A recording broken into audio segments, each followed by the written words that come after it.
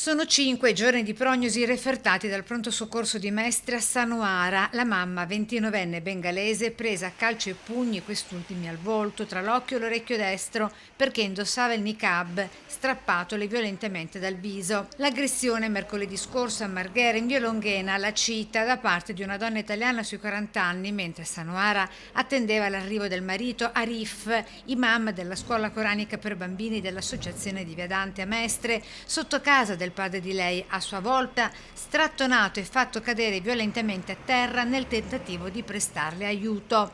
Molti presenti, ma nessuno ha cercato di mediare, racconta oggi il portavoce della famiglia, nonché della comunità bengalese mestrina.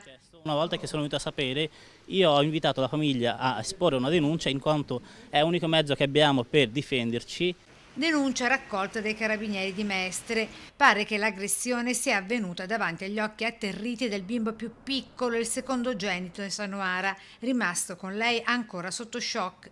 Famiglia che ora, insieme a tutta la comunità bengalese con in testa le donne, sta pensando di organizzare una manifestazione a tutela delle donne che decidono liberamente di indossare il velo, così come riportato nel volantino diramato dopo l'aggressione, perché dicono e scrivono portare il velo non è un reato. Di sensibilizzare, di far capire la loro posizione, perché fino adesso, da quello che ho visto io in queste città, non c'è mai stato una sensibilizzazione anche di uscita delle donne in giro.